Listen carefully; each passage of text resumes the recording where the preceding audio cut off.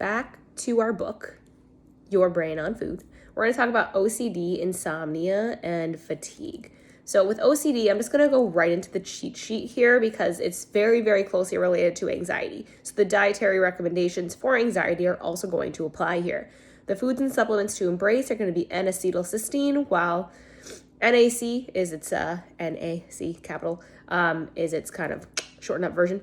Itself must be taken as a supplement. Cysteine-rich foods can also be effective. So try meat, grains, eggs, ricotta cheese, cottage cheese, yogurt, broccoli, red pepper, and onion. I can never pronounce this. Myo-inositol, which is in fresh vegetables, especially navy or green beans, Brussels sprouts and lima beans, peanut butter, whole wheat bread, cantaloupe, and citrus fruits. Glycine, which is meat, fish, dairy products, legumes, spinach, kale, cauliflower, cabbage, pumpkin, bananas, and kiwi. Milk thistle is a good one. That's available as a supplement. Vitamin B12 is going to be another good one. Spices like turmeric with a pinch of black pepper. And the foods you want to avoid, as always, is MSGs or other glutamates and glutamic acid, such as things in fish sauce, oyster sauce, tomato sauce, miso, Parmesan cheese, savory snacks, chips, ready-to-eat meals, mushroom, spinach, seaweed, cheeses, soy sauce, fermented beans, tomatoes, and high-protein foods like meats and seafood. Again, it's really going to depend, though, on your dietary needs. It may be okay for some, not okay for others. Gluten is another one. Okay, we already know that people with anxiety and depression and all of that are more apt to be gluten sensitive.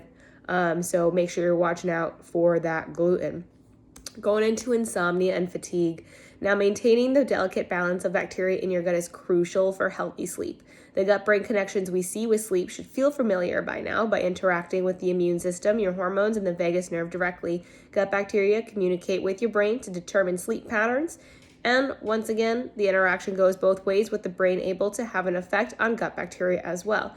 You probably heard of the circadian rhythm, a 24-hour internal body clock that regulates when we sleep and when we're awake. When this sleep-wake cycle is disrupted, it leads to metabolic damage. To reduce inflammation, it's important to eat an anti-inflammatory diet. The central tenets of an anti-inflammatory diet are as follows. Your brain is made up of 60% fat. In order to perform at its best, it requires a constant supply of omega-3 fatty acids, at least 2 to 3 grams combined, of EPA and DHA per day. So reducing omega-6 fatty acids is going to be key to maintaining the correct balance of omega-3 to omega-6s. Eating an excess of omega-6s can trigger the body to produce chemicals that spike inflammation, which we don't want to do. These fatty acids are found in oils like corn, safflower, sunflower, grapeseed, soy, peanut, and vegetable. That means you should cut down on mayonnaise, many salad dressings, and most processed and fast foods. A diet rich in colorful, non-starchy vegetables adds polyphenols, which fight inflammation through a number of processes. When you're on an anti-inflammatory diet, you must stabilize insulin by eating whole plant-based foods rich in healthy fat like avocados, dark chocolate, olives, chia seeds, coconut, almonds, pecans, and walnuts. Eat vegetables such as cauliflower, green beans, and broccoli are also going to be good for that. And more than 2 decades ago, researchers realized that patients with chronic fatigue syndrome had low magnesium levels in their red blood cells. And when their magnesium was replaced, they felt more energized.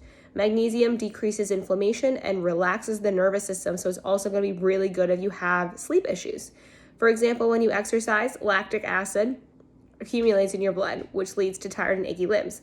But magnesium can prevent this accumulation, which turns and helps with fatigue. Low zinc levels are also a hallmark of chronic fatigue syndrome, and increasing zinc can improve and prevent fatigue. Zinc deficiency is very, very common, with about half the world's population prone to zinc deficiencies due to dietary patterns. So your insomnia and fatigue cheat sheet. Foods you're going to want to embrace are those omega-3 fatty acids, fish like salmon, mackerel, tuna, herring, and sardines. Melatonin is naturally found in eggs, fish, milk, rice, barley, rolled oats, grapes, pomegranates, walnuts, sunflower seeds, mustard seeds, flax seeds, asparagus, broccoli, and cucumber. Again, if you're having trouble sleeping and you're taking melatonin, a good replacement for that is magnesium glycinate. Okay, I cannot say that enough. I take it personally because I am magnesium deficient, like most of us are, and I pass out within 15 minutes and I'm out for a solid 9 hours. So if you have issues sleeping, aim for magnesium glycinate instead of melatonin. It is not habit forming, okay? Tryptophan is going to be another one. So turkey, other meats, and chickpeas, especially when combined with carbohydrates, you're going to get that tryptophan, which is like after a Thanksgiving meal, you're like super, super sleepy. That's the reason. Then there's something called L-orthinine, which is in meat, poultry, fish, eggs, soybeans, and quinoa, chamomile tea. And the foods that contain helpful micronutrients are going to be lettuce, tart cherry juice, barley grass powder, maca, panax ginseng, asparagus powder. For fatigue, anti-inflammatory foods, omega-3s, colorful veggies, minerals like magnesium and zinc, B1, B6, B9, B12, vitamin C, D, and E. All right, basically a multivitamin or a B complex. All right, capsaicin-rich foods, chili peppers, including cayenne, serranos, and jalapenos, and black cumin and turmeric are going to be really good for you to embrace. Foods to avoid: caffeine. Again, you don't always have to completely eliminate caffeine, but please try to stick to the guideline of no more than 400 milligrams a day, and you don't want to drink it after 3 p.m. Alcohol, though, can put you to sleep. It also is going to disrupt your sleep, so probably something that you should also avoid. Any questions on insomnia and fatigue, feel free to comment below.